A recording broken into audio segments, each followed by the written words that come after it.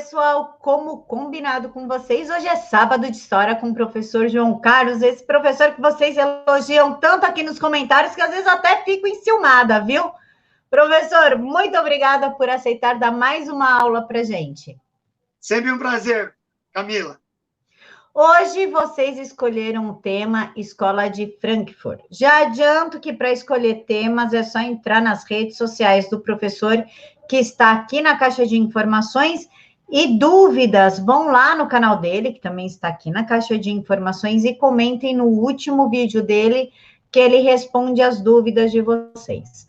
Hoje, como eu disse, vamos falar da Escola de Frankfurt, que foi o fruto das decepções com o contexto de sua época e do questionamento da validade de uma possível revolução proletária mundial. Diversos pensadores da elite intelectual alemã reuniram-se no Instituto de Pesquisa Social de Frankfurt em 1923 e tinham a difícil e complexa tarefa de repensar o marxismo como caminho revolucionário para a humanidade do século XX. Seus estudos, debates e livros influenciaram todas as gerações de intelectuais a partir de então, bem como os currículos das universidades. Nascia a corrente do pensamento filosófico marxista chamada a Escola de Frankfurt, que muitos esquerdistas tentam negar a sua existência, a sua influência, mas sabemos, por exemplo, que Fernando Henrique Cardoso bebe desta água e é um dos principais responsáveis pelo cenário, pela manipulação da Lava Jato e pelo cenário político-econômico que nós estamos vivendo. Professor, o microfone é 100% seu. Obrigado, Camila. Bom, gente, então, a gente vai falar sobre a Escola de Frankfurt. Mas antes eu gostaria de pontuar algumas coisas para vocês. A Escola de Frankfurt, ela nasce dentro de um contexto, certo? E é uma série de pensadores, de intelectuais, de vários ramos do conhecimento, principalmente filosófico, sociológico e psicanalístico. Ela está na vanguarda da sua época e eles são muito profícuos na elaboração de conhecimento, da análise filosófica e sociológica que eles se propõem a fazer. Então, o tema é extremamente complexo e extenso.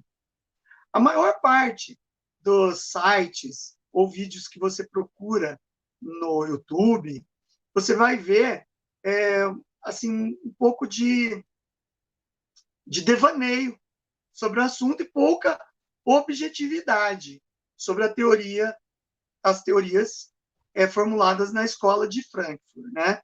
Não dá para abarcar tudo mesmo. Então, eu aqui separei as principais análises que eles fizeram para passar para vocês, ok? Então, vamos contextualizar a Escola de Frankfurt, né? A gente vem de um século XIX em que há uma profusão de ideias filosóficas que surgiram, né? A gente vê uma série de filósofos falando sobre todos os assuntos. Destaca-se o Karl Marx. Karl Marx, ele surge no século XIX, as ideias dele surgem com força no século XIX, e dentro da sociologia do conhecimento, ele vai propor novas ideias, certo? A ideia dele, ele que atuava em várias áreas do conhecimento, principalmente história, filosofia e sociologia, ele vai partir do princípio do seguinte: vamos imaginar que você é Karl Marx, você está em cima de um prédio vendo a sociedade, como ela funciona. Karl Marx, diferente de outros pensadores da época, como Max Weber ou Émile Durkheim, ele vê a sociedade como uma luta incessante de classes, certo?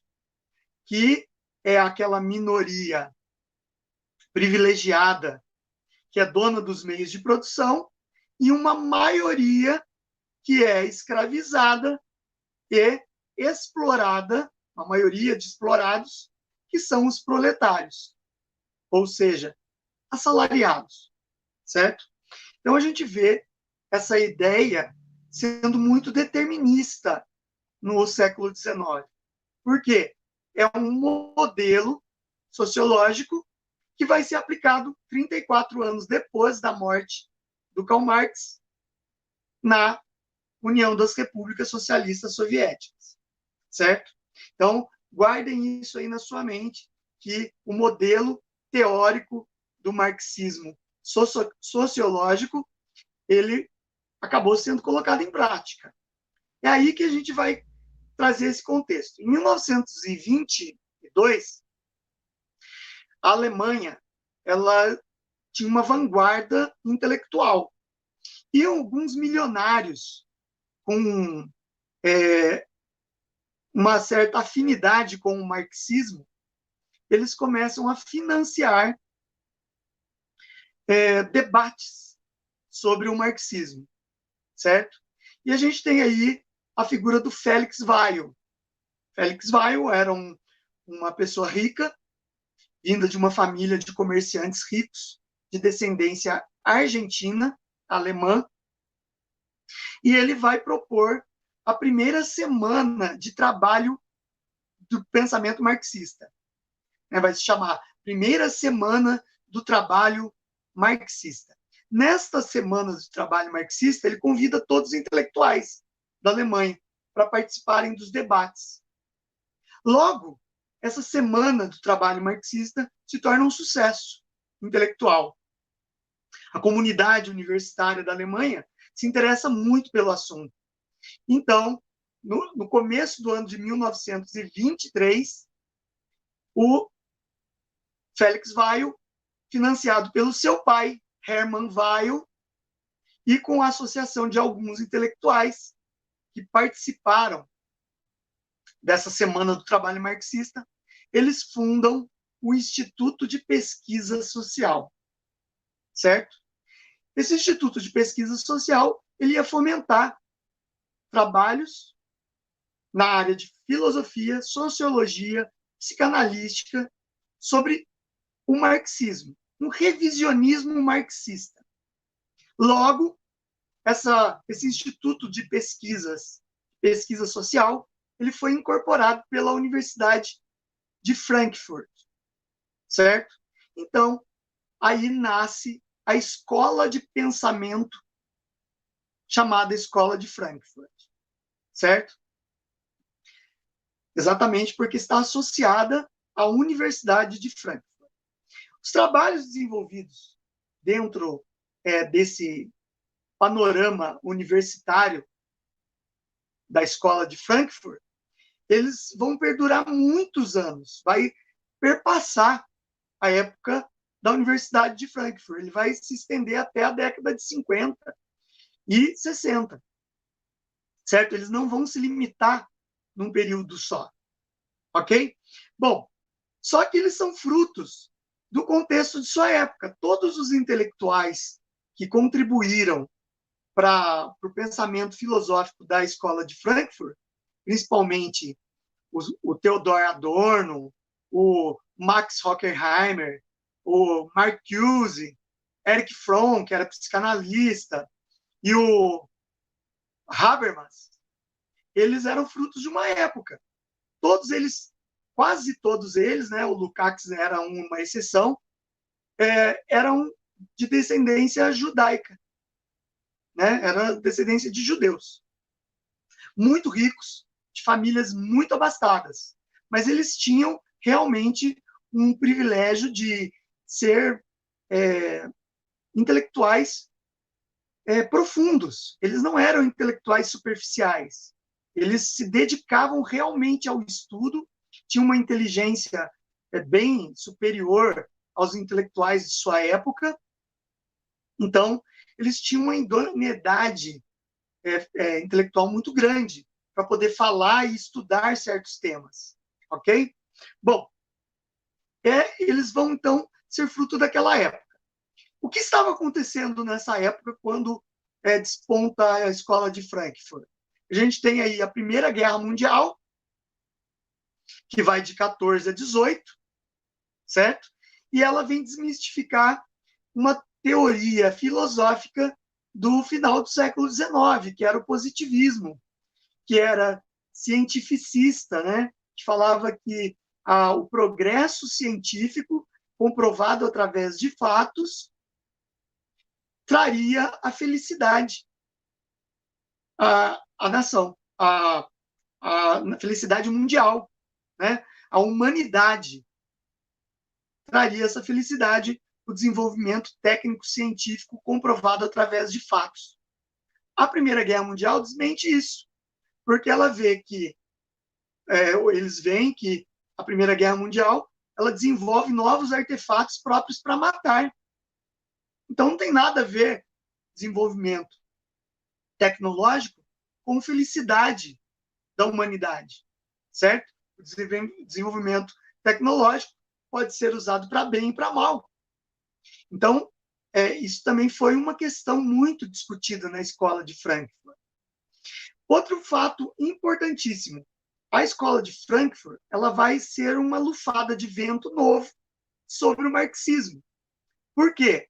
A teoria marxista, que tinha levado à Revolução Russa em 1917 e a Guerra Civil, que se sobrepôs até 1922, quando os bolcheviques se impuseram na União Soviética, né, na Rússia, e depois na União Soviética, vai ser também um ponto de inflexão. Por quê?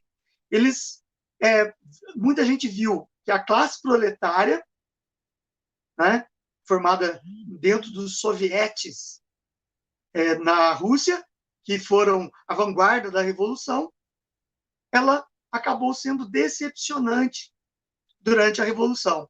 Por quê? Primeiro, porque ela contestou o modelo totalitário imposto por Lenin e pelos bolcheviques, né? Então, aquele modelo marxista totalitário que parecia-se muito com a vivência que os teóricos da escola de Frankfurt iam ter na Alemanha, onde estava tendo a ascensão nazi-fascista. E aquele regime totalitário, que se baseou nas ideias de Marx, no modelo de luta de classe de Marx, fez com que eles questionassem vamos dizer assim, a força da classe proletária como uma grande classe revolucionária mundial. Isso depunha contra a classe proletária, principalmente na Rússia. Por quê? Eles logo foram sobrepujados por uma estrutura estatal criada pelos bolcheviques e a classe proletária ela se subjugou, ela foi subjugada por essa classe estatal. Eles até vão cunhar uma expressão que muita gente usa e não sabe a origem, e a origem está na escola de Frankfurt, que é a cunhagem da palavra capitalismo de Estado. Os frankfurtianos da escola de Frankfurt, eles falavam que a Revolução Russa deu origem a um modelo baseado em Marx, mas que seguiu o totalitarismo e que podia ser chamado de capitalismo de Estado. Ou seja, tudo passou a pertencer a um establishment burocrático, político, e que eles detinham essa propriedade do Estado. Então, para eles, era um capitalismo de Estado, certo? E outra coisa também que eles perceberam é que a classe proletária, vendo a Revolução Russa, no seu início, que ainda tinha muito daquele idealismo transformador de Marx, no mundo inteiro, ela não se uniu. Na teoria, com a formação da Rússia comunista, a classe proletária mundial era para abrir os olhos, encampar essa luta e colocar a revolução proletária em todo o mundo. E isso não aconteceu. Pelo contrário, aconteceu um aburguesamento da classe proletária em diversas partes do mundo, inclusive nos Estados Unidos. Pós Primeira Guerra Mundial, pós 1918, os Estados Unidos teve um período de grande crescimento econômico, até chamado de Belle Époque, né? Porque o mundo capitalista desenvolveu demais e a classe proletária teve seus direitos vistos, né, trabalhistas, e começaram a ganhar até um sustento melhor com o capitalismo. Então, a escola de Frankfurt vê também esse aburguesamento como uma traição dessa classe proletária ao marxismo, ao pensamento marxista. Então, nesse sentido, era preciso ver uma nova leitura do marxismo. O marxismo, como foi usado na Revolução Russa, não servia. Ok?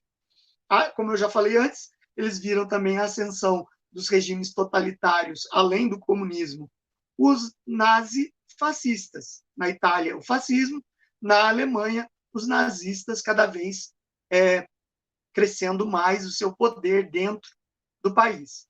E o movimento comunista, marxista alemão, ele se enfraqueceu na década de 30. Os líderes desse movimento, eles não souberam se impor e não tiveram estratégias para impedir o crescimento dos regimes totalitários que estavam surgindo, daquele pensamento totalitário nazifascista, ok? Bom, então, e no decorrer das décadas, em 1929, eles também veem que o capitalismo também não era uma verdade absoluta, com a crise de 29. Eles veem a primeira grande crise capitalista, que vai gerar uma crise geral no mundo capitalista, que também questiona-se o capitalismo mundial, ok? Então, eles estavam todos influenciados por esse momento histórico que foi marcante para o pensamento da escola de Frankfurt. Qual foi a metodologia usada por eles? Eles pensavam sobre todas as teorias marxistas, certo? Então, o objeto de estudos deles, que era a sociedade, tinha como ferramenta o marxismo. Eles precisavam fazer uma releitura do marxismo para o século XX, sem levar em conta as bobagens panfletárias que foram adaptadas no comunismo soviético e no comunismo chinês, tanto de Lenin quanto de Mao Tse-tung. Então, era preciso tirar toda essa bobagem panfletária e colocar como objeto de estudo a sociedade, mas usando uma ferramenta verdadeira do pensamento marxista. Ok? Nesse sentido, os frankfurtianos, eles não enxergam mais a classe proletária como uma classe destinada a fazer a revolução. Eles já não enxergam mais a classe proletária. Eles veem a classe proletária como uma massa de manobra que pode ser usada em qualquer tempo e em qualquer momento, por qualquer sistema, para se atender a um objetivo. Então, a classe proletária, para eles, é uma classe amorfa. O que seria uma classe amorfa?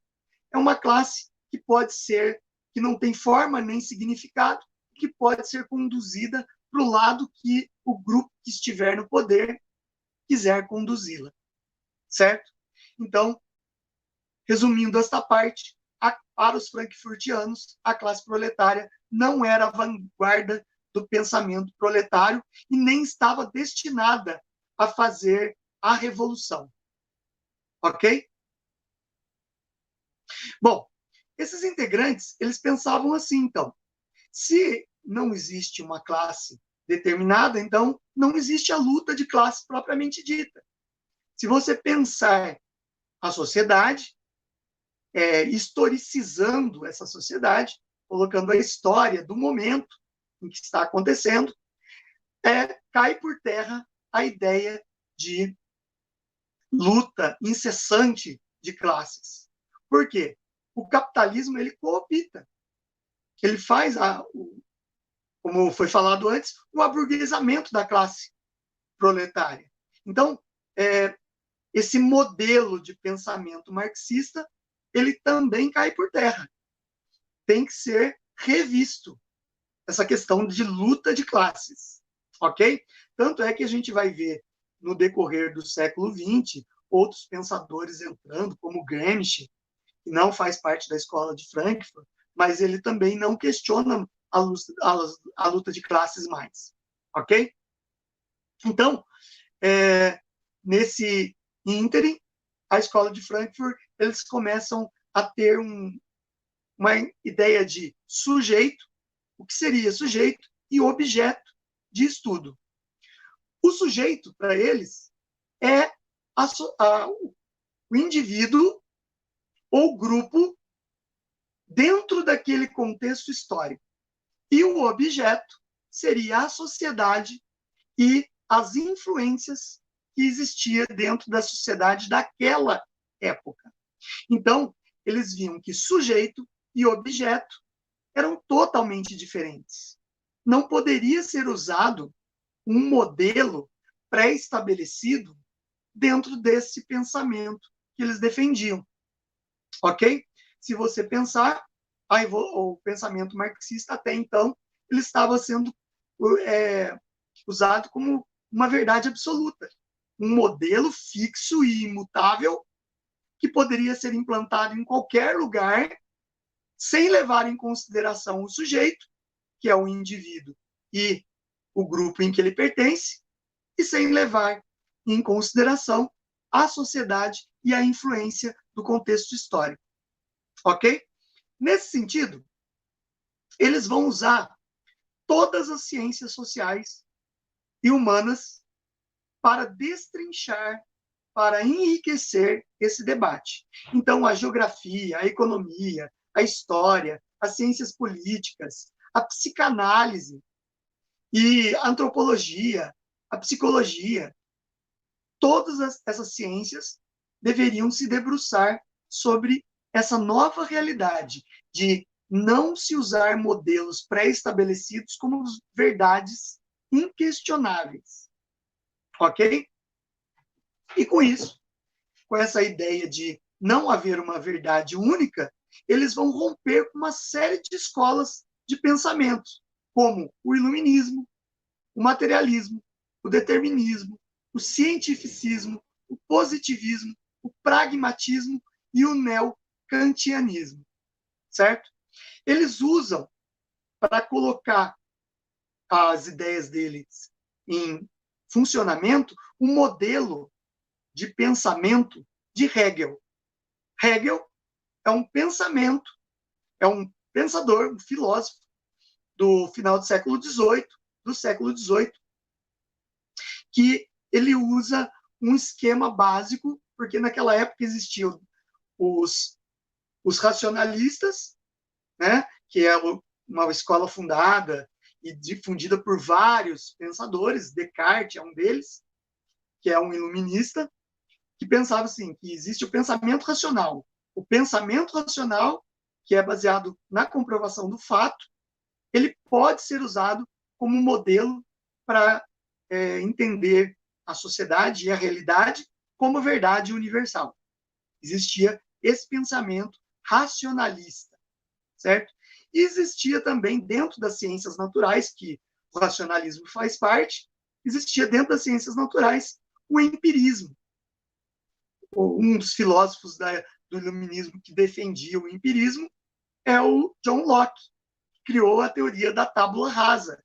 Todo mundo nasce como se fosse uma folha em branco, e a vivência, a experiência de vida que a pessoa vai passando, vai compondo o conhecimento, e esse conhecimento passa a ser uma verdade através do empirismo, ou seja, da experiência, da vivência naquilo. Então, notem, você tem o racionalismo, que tem o seu auge em Kant, e depois o empirismo, que começa lá com John Locke e tem o seu auge no pensamento de Hume.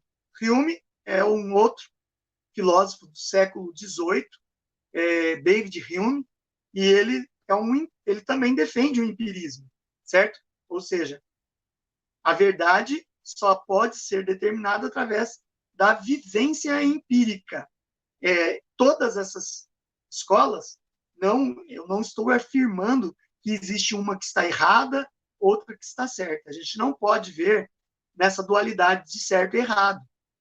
Todas elas vieram contribuir para o debate e o avanço do pensamento filosófico, certo? Dentro de suas especificidades históricas, ok?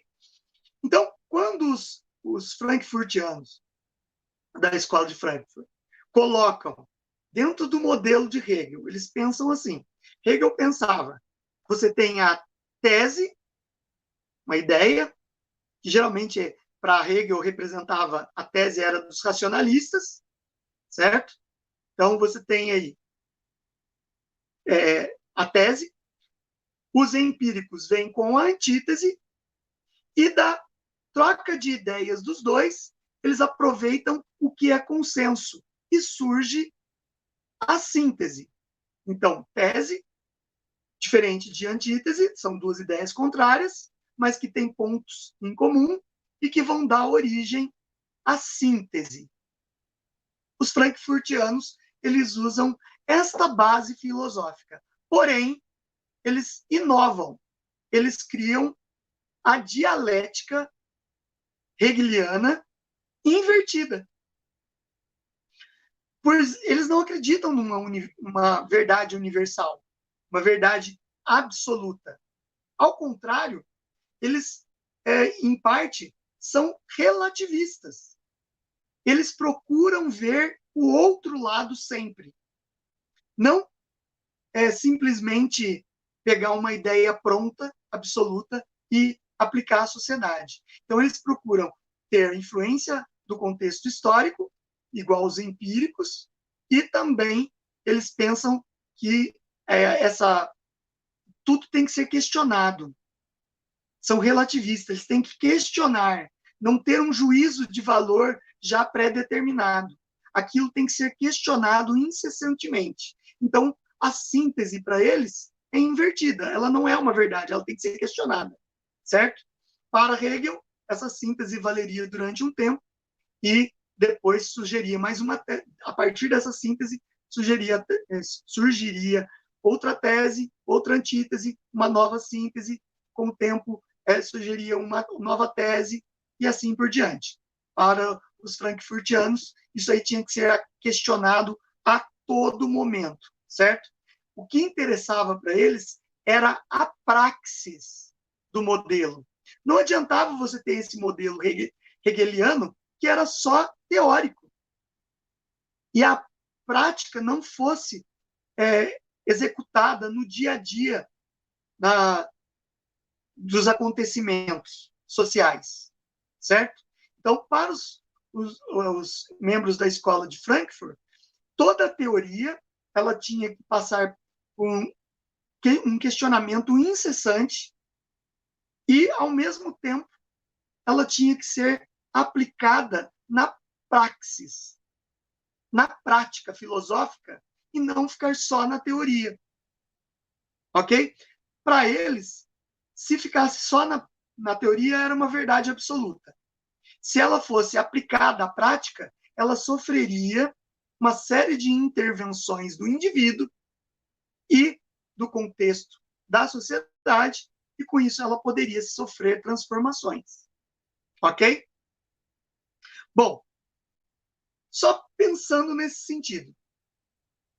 Um dos combates principais dos frankfurtianos era combater essa ideia do racionalismo que deu origem ao positivismo, que falava que o progresso leva a humanidade, progresso científico comprovado através de fatos, leva a humanidade à felicidade. Como eu já falei antes, a Primeira Guerra vinha contestar já isso através do fato, certo? Então, os membros da escola de Frankfurt, eles também pensavam assim. Você viu esse pensamento derivado do racionalismo científico, que é a escola do Auguste Comte, o positivismo, não é uma verdade absoluta, porque a Primeira Guerra Mundial, os campos de concentração mais tarde, que usaram tecnologias para a morte, para experiências nos humanos, que gerava sofrimento, não pode dizer que o progresso científico é sinônimo de felicidade para a humanidade, como se fosse um modelo perpétuo que nunca vai sofrer mutação, uma verdade absoluta, ok? Então, nesse sentido, os frankfurtianos também questionam e refutam o positivismo. E aí que o Horkheimer, com a ajuda do Adorno, do Theodor Adorno, e os demais integrantes da escola de Frankfurt, o Lukács, o Habermas, alguns colaboradores externos, como Walter Benjamin, eles vão contribuir para a formação de uma obra escrita chamada Teoria Tradicional e Teoria Crítica, que vai dar origem ao ápice do pensamento da escola de Frankfurt, que se chamou Teoria Crítica. A teoria crítica, que é o objeto de estudo da escola de Frankfurt, propriamente dito, é uma obra muito profunda, complexa, e que se ramifica em vários estudos sobre detalhes do marxismo, né? Então, se a gente for se aprofundar nisso, vai levar meses de um curso sobre a teoria crítica. O interessante, na verdade, é a gente ser objetivo e procurar os principais pontos que foram utilizados no decorrer dos anos na prática universitária, que acabou refletindo nos estudos sociais e na aplicabilidade social desse pensamento, que é a teoria crítica, certo? Então, a teoria crítica, ela é uma reflexão filosófica, certo? Que é aplicada à sociologia. E ela tem como base de estudo o conhecimento epistemológico das teorias de Marx. Essa palavra epistemológico é o conhecimento filosófico mesmo, né? A filosofia pura de Marx. Como eu falei para vocês, não podia ter influências leninistas, trotskistas, maoístas, nada disso. Só a teoria marxista. Ok? É aí que surge, dentro daquele modelo hegeliano da dialética hegeliana, que eles criam a dialética negativa, né? Que é negar e questionar os modelos prontos. Dentro da teoria crítica, eles vão usar muito a dialética negativa. Tudo tem que ser desconstruído. As verdades absolutas pressupostas por modelos já prontos têm que ser desconstruída. É assim que eles partem desse princípio. Daí você pode falar assim, mas então eles eram de uma escola filosófica relativista. Em parte, sim, eles usavam o relativismo. Porém, tem uma grande diferença. O relativista, ele utiliza a ideia de se colocar no lugar do outro, ele relativiza a situação de acordo com a moral e os costumes da época. Os teóricos da escola de Frankfurt também usavam esse relativismo, mas eles refutavam, em parte, o relativismo porque eles eram engajados. Eles tinham uma idoneidade intelectual de saber que não existe distanciamento do estudioso com relação ao objeto de estudo. No caso deles, o marxismo, na sociedade. Naquela época, até o século XIX, imperava aquela ideia do intelectual que pensava a filosofia com distanciamento intelectual do objeto a ser estudado. Eu não posso ter juízo de valor sobre esse objeto, porque isso pode interferir na minha análise psicológica desse objeto. Era assim que se pensava. Os frankfurtianos não. Eles achavam, eles eram relativistas em parte, porque eles procuravam ver os lados e as influências morais e éticas daquele contexto, como os relativistas faziam, porém, eles eram engajados no socialismo. Eles não tinham um distanciamento do objeto a ser estudado. Ok? Então, não era uma visão cientificista, que o cientista é isento, tem uma posição isenta sobre aquele assunto. Não, eles tinham afinidade declarada com o objeto de estudo. Então, eles eram muito idôneos nessa parte, porque reconheciam que o objeto de estudo, eles eram influenciados por esse objeto de estudo. E eles se propunham a reformular esse objeto de estudo, que é o marxismo. Ok? Bom, nesse sentido, eles analisam também o outro lado, né? Como eu falei para vocês. Eles analisam que essa questão de ideologia, a ideologia é um modelo pronto. É um modelo absoluto, com regras imutáveis e pronto para ser aplicado.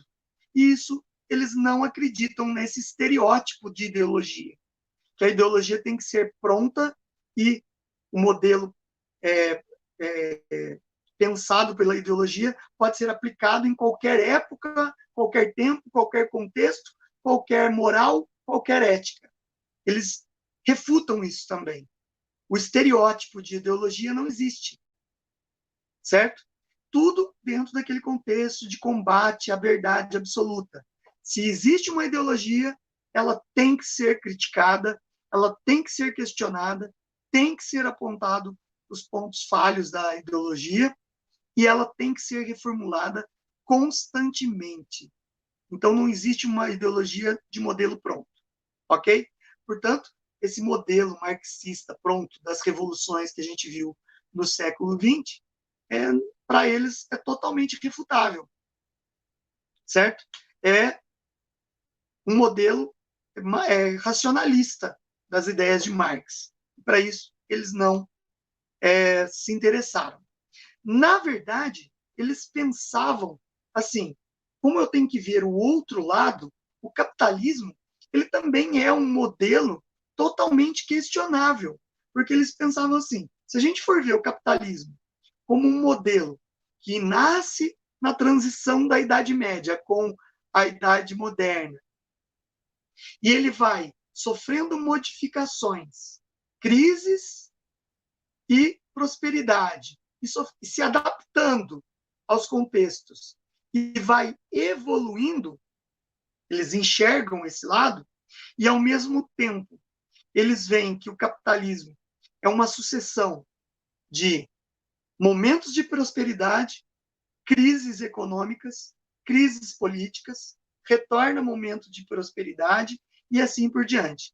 Eles, diferentemente de Marx, que acreditava que o capitalismo era um modelo fadado ao fracasso, por ele viver mais crises constantes, à medida que ele evolui, ele vive crise, de acordo com Marx. Ele vive contradições. Na teoria do Marx, isso é chamado de contradições no capitalismo. Para o modelo frankfurtiano, isso também não valia. Para eles, era cabal que o capitalismo ele não se resumia a um modelo de fracassos e prosperidades. Ele era o pior da essência humana. O capitalismo representava o pior da essência humana e ele precisava ser superado a qualquer custo. E para que ele fosse superado, eles propunham não um modelo marxista, mas uma revolução total marxista. E para isso, não existia uma classe como a proletária que seria a vanguarda dessa revolução total. Todas as classes e segmentos sociais poderiam ser cooptados para essa mudança. Para isso, eles pensavam assim: primeiro, você tem que negar a todo momento a ordem estabelecida no mundo que você vive. A negação total da ordem estabelecida. Segundo, a consciência humana, ela é a prática da ética e do pensamento revolucionário. Você tendo consciência, não de classe, mas a sua consciência como indivíduo, de que você pode ajudar a revolucionar, daí não importa a classe que você está, você sai daquele modelo de classe social e você passa a ser um revolucionário em potencial. pode ser de uma classe social rica, média, pobre, paupérrima. Com a consciência ética e conhecimento, você pode se transformar num indivíduo revolucionário. Olha só o que nós estamos construindo aí no pensamento frankfurtiano. Terceiro ponto. A essência humana, que é essa ética revolucionária, do pensamento revolucionário, que é individual, ela não pode se reduzir a um simples papel dialético, de ser colocada sempre assim. Ah, não, mas existe uma tese, uma antítese, uma síntese. Vai gerar isso. Não. Ela é constante. Ela muda de acordo com o contexto histórico. Porém, ela não pode ser mudada através de uma antítese. Ok? Aquela moral ética do pensamento revolucionário sempre vai continuar vivendo de indivíduo para indivíduo. Não é uma consciência da sociedade, mas é uma consciência que vai surgindo de indivíduo para indivíduo e isso vai formando grupos, ok? Bom, eles rejeitavam totalmente qualquer tipo de verdade absoluta. Qualquer filosofia, qualquer pensamento que colocasse como verdade absoluta, para eles era motivo de refutação. Não poderia ter um modelo de verdade absoluta. Na prática, eles pensavam assim: toda a sociedade que nós vivemos, através do pensamento ético revolucionário, toda a sociedade deve ser criticada, demolida e arrasada. Dos escombros que sobrarem desta sociedade, vai emergir um pensamento marxista puro, que vai revolucionar. Vocês podem ver que aí eles deixam uma porta aberta, porque ao perguntar, mas que pensamento, o que vai revolucionar depois de tudo que estiver destruído? Eles não respondem abertamente isso. Quando Adorno ou Horkheimer são questionados sobre isso, sobre o que vai surgir depois da destruição total dessa sociedade que nós conhecemos, o que vai surgir, eles falam assim: nós não propomos uma filosofia para o futuro, nós propomos para a realidade do presente. Mas, como ela é constante e vai sofrer diversas modificações, ela pode acontecer agora ou no futuro, certo? Então, eles não previam o que iria surgir. Eles previam que o modelo marxista, com modificações, que o indivíduo tinha essa verdade revolucionária, ela viria à tona com a destruição de todo o conceito moral, conceito ético da sociedade que nós vivemos. Esse conceito capitalista ocidental, principalmente. Ok? Bom, é aí que acontecem as transformações históricas na Alemanha na década de 30, né? O Hitler, ele chega ao poder em 1933, ele unifica o poder nas mãos dele, o nazismo toma conta e começa as perseguições aos judeus descaradamente, né? Então, as leis de Nuremberg, né, que caçam os judeus. E daí o que acontece? Os membros da escola de Frankfurt, eles vendo essas transformações, eles migram, eles vão pedir exílio. Vão para o exílio, 4 nomes importantes vão para os Estados Unidos, que é o Adorno, o Horkheimer, o Lukács e o Habermas. Eles vão para os Estados Unidos e lá eles continuam os seus trabalhos, agora sem estar mais ligados à escola de Frankfurt, mas por eles continuarem o trabalho intelectual, ideológico, do pensamento filosófico, da teoria crítica, ainda é a escola de Frankfurt atuando fora da Alemanha, ok?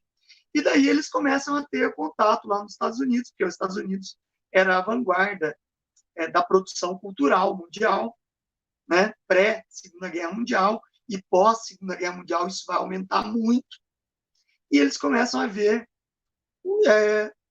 uma cultura, eles começam a analisar a cultura dentro da teoria crítica. Eles começam a ver que os Estados Unidos existe uma cultura pensada para a demanda. Porque antes existiam dois tipos de cultura. Eles pensavam, existia a cultura erudita, que é uma cultura formal, de uma elite intelectual, uma cultura muito elaborada, sofisticada, né? E que ela não era para toda a população, que a maior parte da população não apreciaria.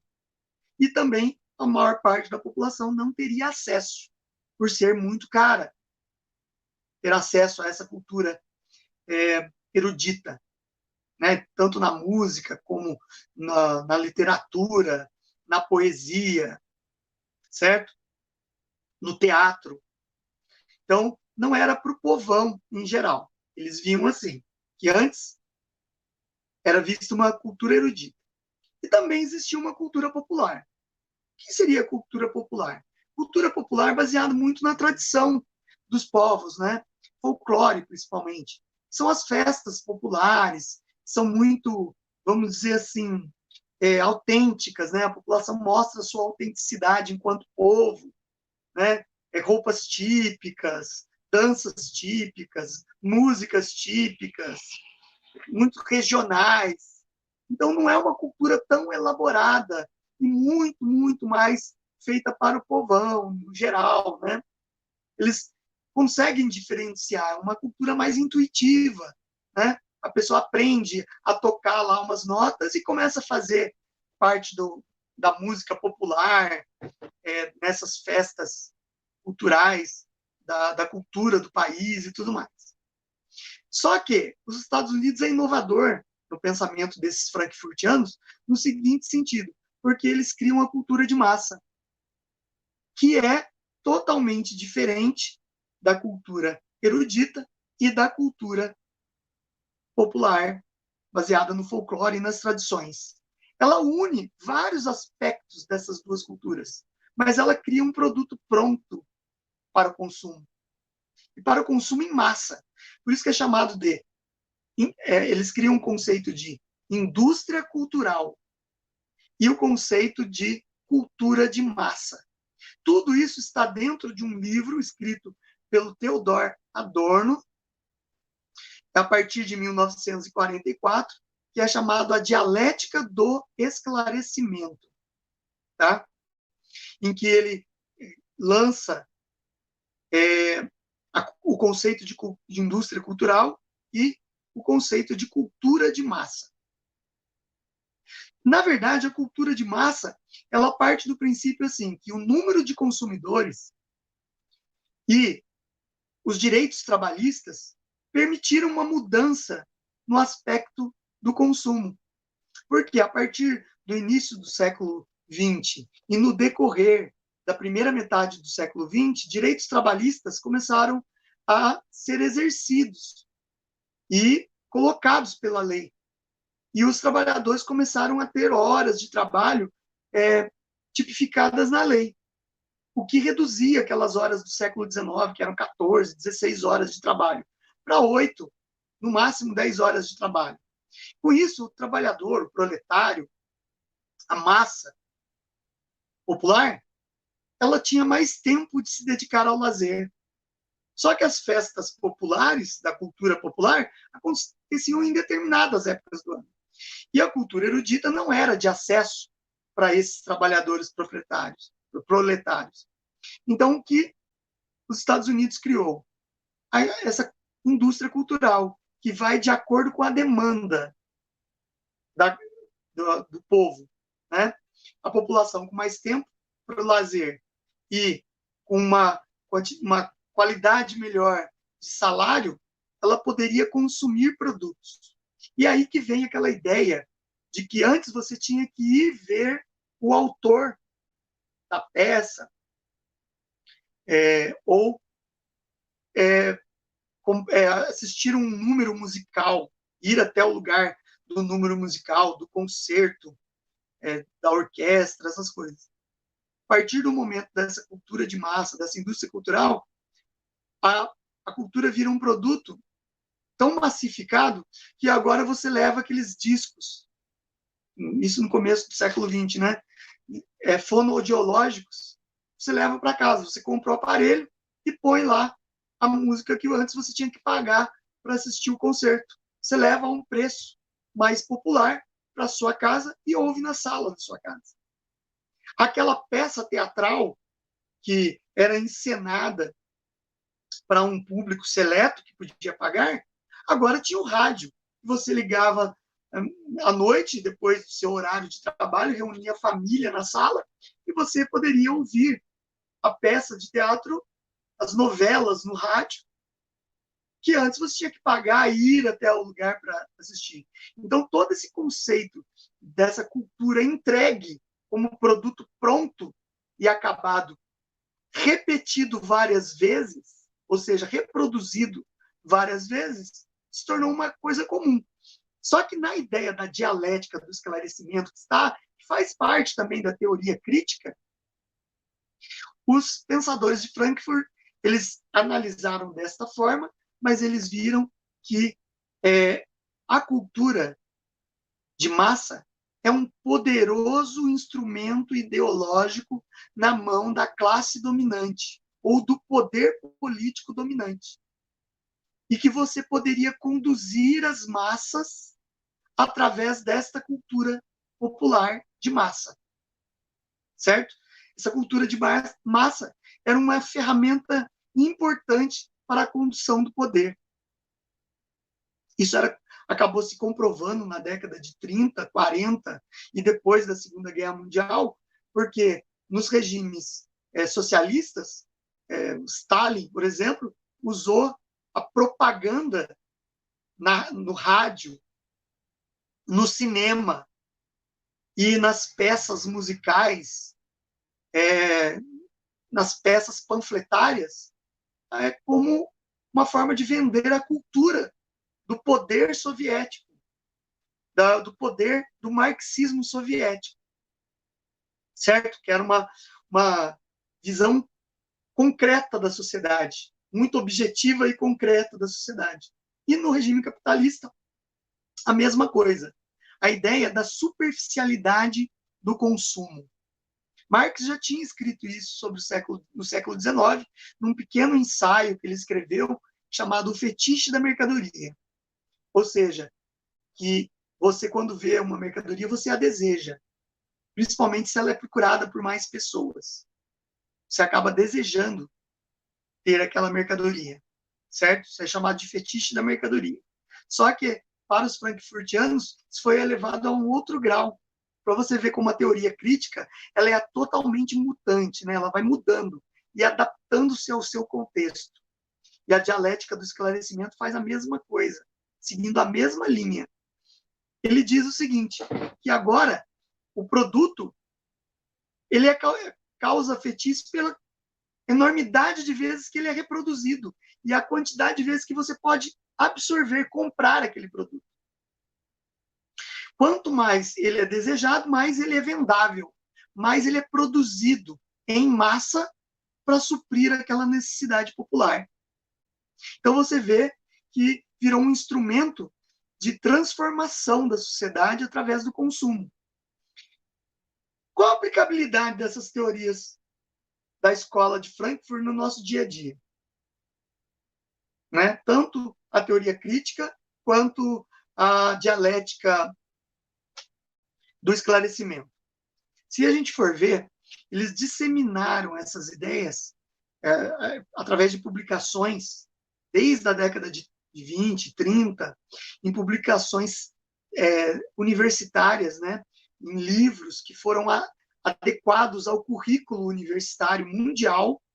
Eu, quando fiz a minha faculdade, há mais de 20 anos atrás, a gente teve um ano inteiro de estudo da escola de Frankfurt, das teorias marxistas da escola de Frankfurt, como uma forma de renovar a teoria da escola de Frankfurt, né?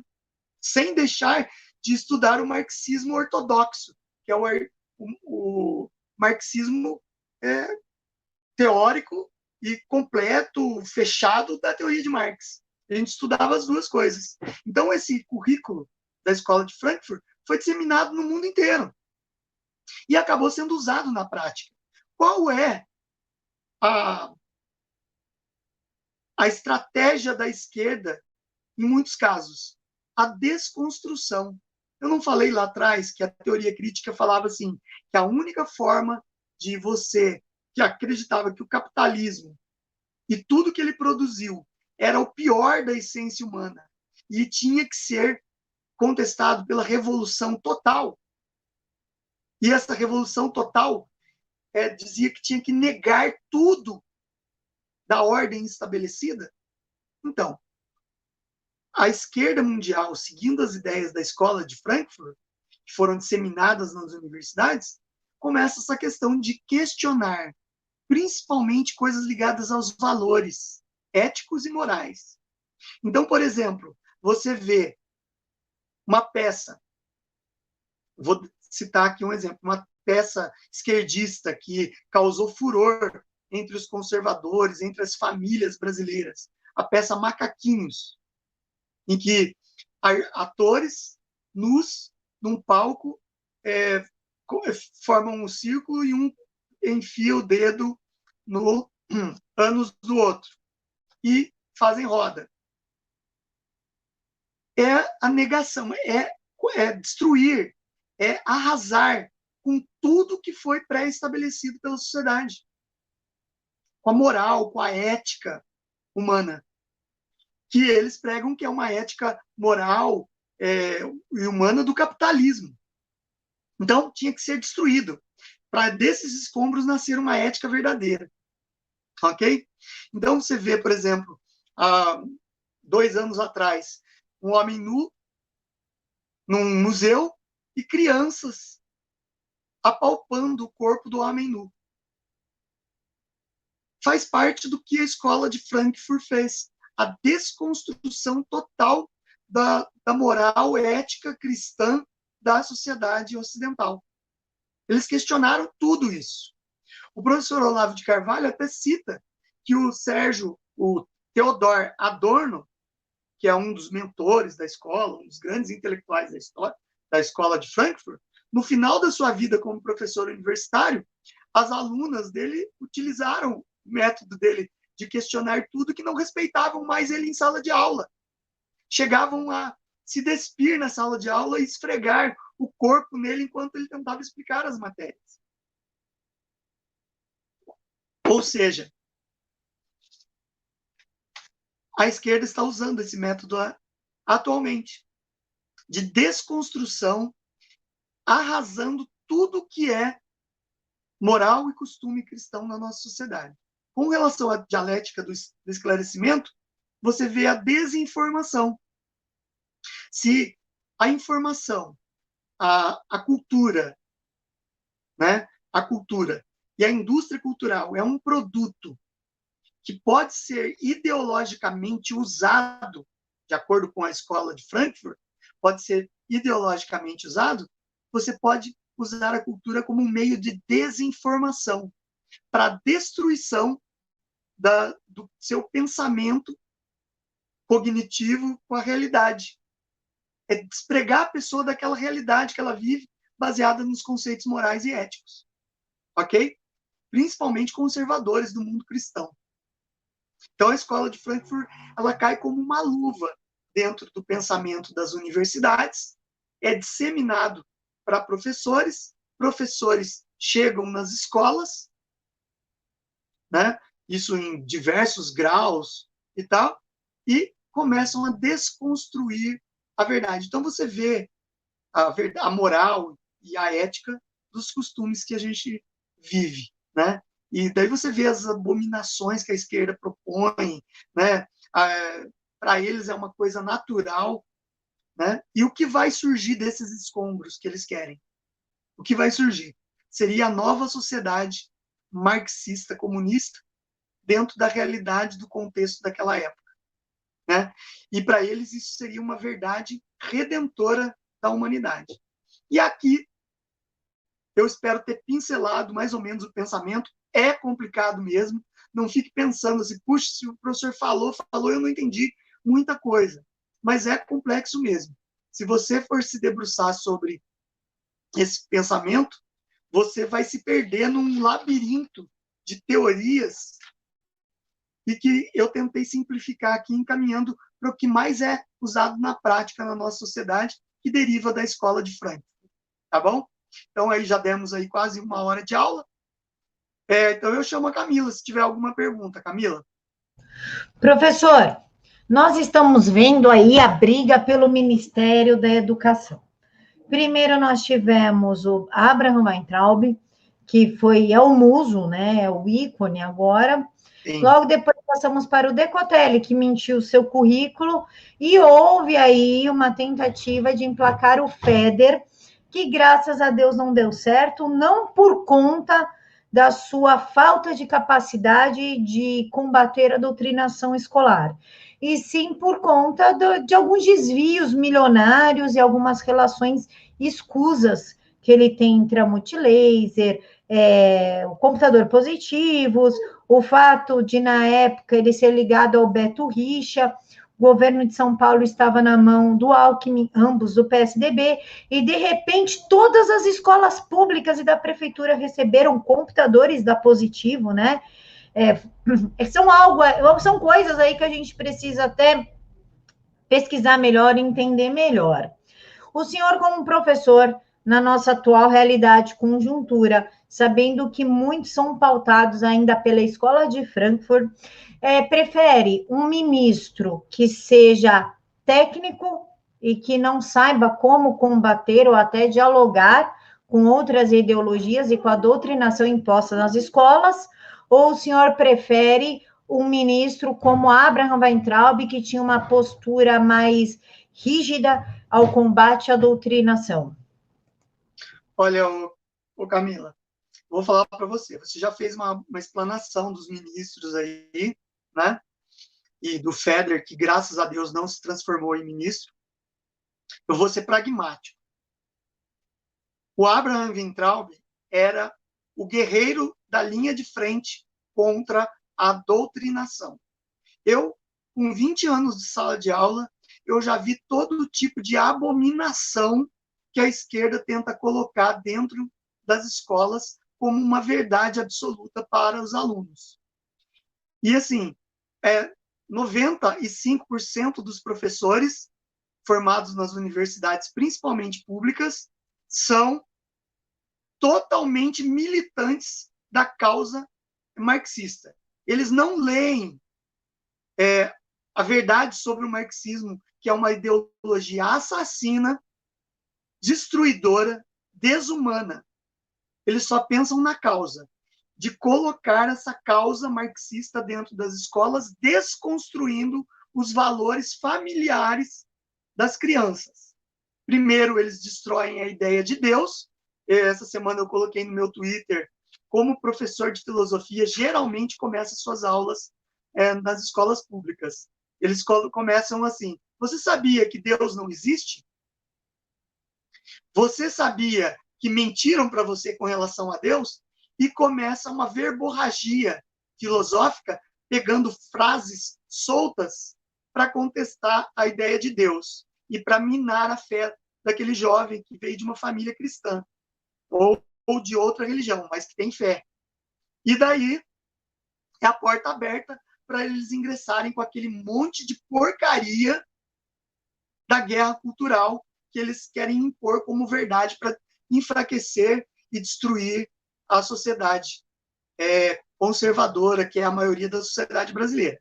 Mas respondendo diretamente sua questão, sou pragmático nesse ponto. Não temos que dialogar com a esquerda. Qualquer diálogo com a esquerda é um serviço prestado à mentira. Nós temos que combater, sim, dentro da linha de frente, que são as escolas, que são os berços formadores de militantes esquerdistas. É lá que a luta acontece todos os dias entre as pessoas comuns. Um filho de vocês sofrendo uma alienação marxista na cabeça. e geralmente crianças de 6 anos até os 17 anos no terceiro ano do ensino médio. É um bombardeamento de questões que são passadas como verdades para eles, com aquela ideia do vitimismo, para você ficar com dozinho de certos grupos, e daí a criança, o jovem, o adolescente, vai com aquela, já tem uma ideia de revolucionar, né, que já está no sangue do jovem, e eles cooptam essa criança para essa causa. Uma parte delas vai para a universidade, se forma lá, sendo alienada lá de novo, e volta como professor ensinando de novo, e fica um círculo vicioso, maldito, que nunca acaba. Nós temos que encerrar isso. E é só com o ministro da Educação comprometido combatendo de uma forma concisa, forte, a doutrinação nas escolas, que nós vamos ter uma mudança realmente no ensino, tá? No Brasil. Se não combater, é um serviço prestado à mentira. E o FEDER seria um desses aí, um sabonetão que só sabe se disfarçar de PSDB e tem um monte de relações escusas aí com o poder. Ok? Camila, espero ter respondido a minha opinião sobre o assunto. Professor, desculpa, eu sei que é uma pergunta só, mas só para a gente finalizar. Não, pode perguntar mais. A escola de Frankfurt, ela fez muito estrago até por conta do Gramsci, né? Que deu base para essa figura icônica aí que tomou as escolas, universidades, a parte cultural. Existe alguma forma, ou há alguém capaz, neste momento, de começar a desconstruir o que Gramsci fez para a gente reconstruir uma educação séria e uma cultura realmente, eu não vou usar a palavra nacionalista, porque cultura nacionalista remete ao nazismo, mas uma cultura regionalizada, brasileira, uma cultura séria? Tá, existe sim, Camila, mas antes eu queria pegar o que você falou aí. O Gramsci, na verdade, ele não é da escola de Frankfurt, né? Ele vai surgir na década de... Os escritos principais dele na década de 50, que vão virar público e tudo mais, são as cartas do cárcere, né? Ele escreve durante o período que ele esteve preso, e ele era um comunista que estava repensando o comunismo também. E ele vai beber da fonte da escola de Frankfurt. A escola de Frankfurt previa que tinha que destruir tudo que foi pré-estabelecido na sociedade cristã, capitalista, democrática ocidental, e o Gramsci veio com uma inovação que, se eles não souberam responder o que nasceria dela, eu posso responder, o Gramsci pensava, eu posso responder com a teoria da ocupação dos espaços, colocando pessoas infiltradas em todas as áreas com um pensamento marxista. E com isso a gente vai saindo dos escombros do capitalismo com pensamentos marxistas. Então ele vem de encontro com a resposta da escola de Frankfurt, né? Bom, mas existe sim uma forma de mudar todo esse círculo vicioso que existe hoje. Nós temos que formar um pensamento conservador sólido no Brasil.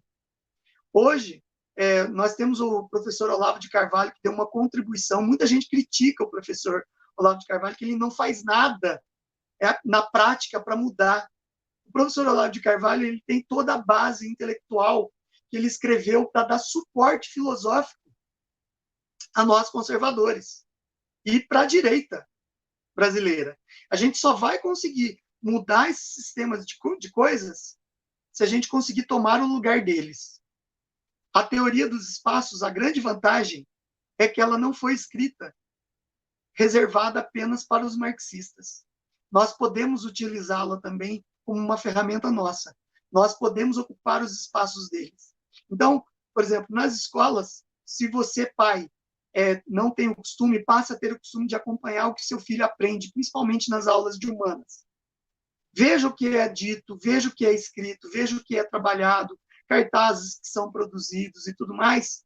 Denuncie aquele professor.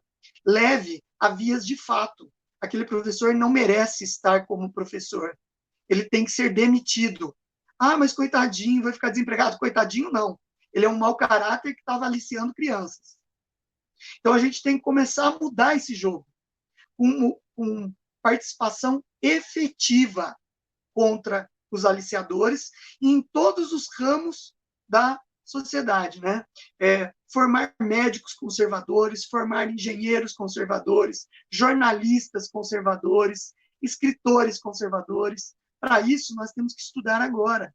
O professor Olavo de Carvalho passou o bastão para essa geração, que está aparecendo e despontando aí nas redes sociais. Nós temos essa ferramenta, graças a Deus, que está tentando ser calada com essa CPI das fake news e com o julgamento do STF aí contra as fake news, né? Que eles julgam fake news quem denuncia a verdade. E para tentar calar a nossa voz nessas redes. Então, gente, nós temos como inverter esse jogo, sim. Mas nós temos que começar agora. Não adianta a gente ficar só no debate. Nós temos que estudar, debater, trocar ideias, mas ir para a ação. Começar a mudar na ação. Se eles judicializam, vamos judicializar também. Se eles denunciam, vamos denunciar também.